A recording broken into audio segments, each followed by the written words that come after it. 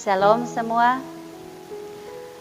Kiranya oleh kasih Tuhan kita Yesus Kristus, kita semua sehat, kita semua tetap bersukacita di dalam anugerah-Nya. Kita bersyukur bahwa oleh karena kesetiaan Tuhan, Ia tetap rindu untuk berbicara kepada kita melalui kebenaran firman-Nya. Karena itu mari siapkan hati untuk bersama-sama menerima kebenaran firman Tuhan dalam renungan kita pada saat ini. Mari kita berdoa. Di hadapan hadirat-Mu Tuhan, tak hentinya kami mengangkat syukur, pujian dan sembah kami kepadamu. Engkaulah Bapa kami yang tetap setia adanya. Kami boleh bersyukur untuk waktu karunia-Mu, di mana kami boleh bersama-sama lagi di hadapan hadirat Tuhan. Bukan karena kami layak, tetapi sesungguhnya Engkau sendiri yang sudah melayakkan kami semua oleh anugerah-Mu di dalam Tuhan kami Yesus Kristus. Kini kami siap untuk mendengarkan sabda-Mu. Berfirmanlah kepada kami, dan kiranya Roh Kudus menolong kami untuk mendengar dan melakukan firman Tuhan yang hendak kami dengarkan saat ini. Ampuni dosa kami Bapa. Dengarkan permohonan kami, di dalam nama Tuhan kami Yesus Kristus kami berdoa. Amin. Firman Tuhan yang akan kita baca dari Matius pasal 14, ayat yang ke-13 sampai ayatnya yang ke-21. Matius 14, ayat yang ke-13 sampai 21, demikian sabda Tuhan. Yesus memberi makan 5.000 orang. Setelah Yesus mendengar berita itu, menyingkirlah ia dari situ dan hendak mengasingkan diri dengan perahu ke tempat yang sunyi. Tetapi orang banyak mendengarnya dan mengikuti dia dengan mengambil jalan darat dari kota-kota mereka. Ketika Yesus mendarat, ia melihat orang banyak yang besar jumlahnya. Maka tergeraklah hatinya oleh belas kasihan kepada mereka, dan ia menyembuhkan mereka yang sakit.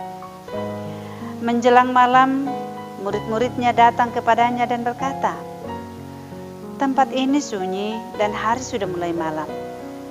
Suruhlah orang banyak itu pergi supaya mereka dapat membeli makanan di desa-desa." Tetapi Yesus berkata kepada mereka, "Tidak perlu mereka pergi. Kamu harus memberi mereka makan."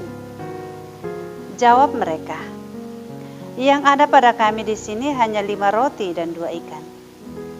Yesus berkata, "Bawalah kemari kepadaku."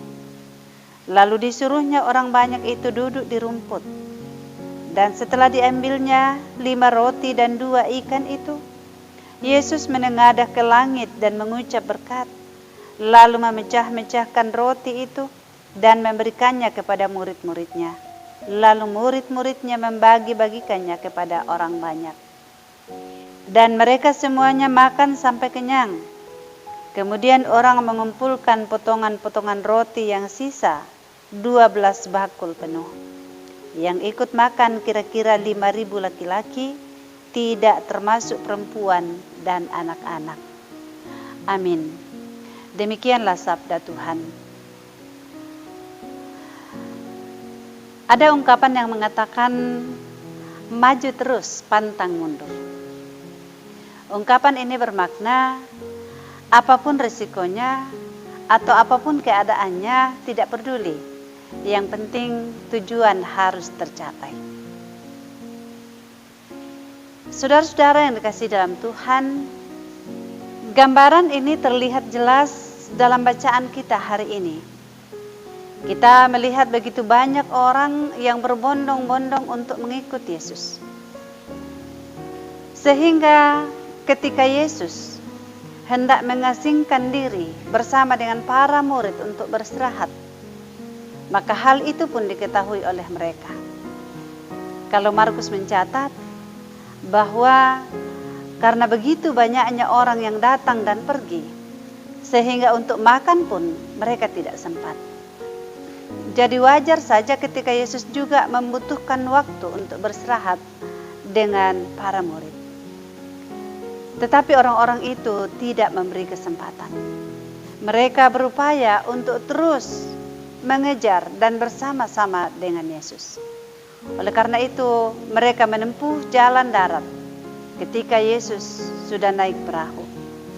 Dan benar saja, ketika Yesus sampai di sana, maka didapatilah orang banyak itu yang sedang berbondong-bondong mengikutinya. Orang banyak yang datang berbondong-bondong itu tentu saja tujuan mereka yang penting bersama dengan Yesus, yang penting berjumpa dengan Yesus. Mereka tidak peduli lagi apakah mereka membawa bekal atau tidak. Dan buktinya ketika malam hampir tiba, Yesus melihat mereka dan hatinya tergerak oleh belas kasihan. Oleh karena sesungguhnya mereka sudah lapar dan haus. Para murid memberikan jalan keluar dengan hendak menyuruh orang itu pergi mencari makan. Tetapi Yesus berkata, "Tidak, kamu yang harus memberi mereka makan." 5.000 orang laki-laki yang terhitung, belum lagi perempuan dan anak-anak, adalah perkara yang mustahil untuk dijamu oleh murid-murid itu.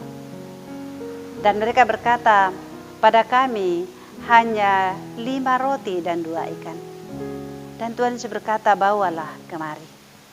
Setelah itu ia mengucap syukur dan memberi makan 5.000 orang, sampai masih ada yang tersisa 12 bakul. Saudara yang dikasihi dalam Tuhan, kegigihan untuk berjumpa dengan Yesus akan selalu terjawab dengan manis. Ketika orang tidak lagi peduli akan dirinya atau hidupnya, dan yang terpenting bagi hidupnya adalah Yesus Kristus, percayalah bahwa Yesus sanggup menjaminmu. Yesus sanggup menjaminmu tidak hanya dengan kebutuhan jasmani, tetapi Ia sudah memberikan tubuh dan darahnya menjadi makanan dan minuman rohani, yakni keselamatan. Oleh karena itu, saudara-saudara yang dikasihi di dalam Tuhan, seberapa gigih kita bergumul dengan Tuhan, seberapa gigih kita berjuang untuk selalu hidup bersama-sama dengan Kristus, Ia terus merindukan kita. Tapi kita tahu begitu banyak hal di sekitar kita yang sering menyeret kita, menjauhkan kita daripadanya. Entahkah itu karena pergumulan hidup yang berat? Tetapi bukankah Yesus berkata, "Marilah kepadaku semua yang letih lesu, aku memberi kelegaan kepadamu." Ia terus mengundang kita untuk datang kepadanya. Hatinya penuh belas kasihan. Teruslah berjuang, berikhtiar untuk selalu berjumpa dengan Yesus. Apapun masalah kita, tidak penting seberapa banyak yang ada pada kita. Ketika itu kita serahkan kepada Yesus Kristus, dan kita bersyukur atas apa yang masih ada, maka Tuhan sendiri yang memberkatinya sehingga berguna untuk kita, bahkan bagi orang lain. Bahkan di dalam Tuhan Yesus Kristus kita akan selalu berkelimpahan. Berkelimpahan dalam hal sukacita, berkelimpahan dalam hal ketenangan, berkelimpahan dalam hal kebajikan. Bukankah itu yang terpenting? Saudara-saudara yang dikasihi dalam Tuhan, Yesus peduli akan kehidupan kita, dan Ia memberikan kelegaan bagi setiap orang yang datang kepadanya. Ia memuaskan hasrat setiap orang yang merindukannya. Kiranya kita pun demikian.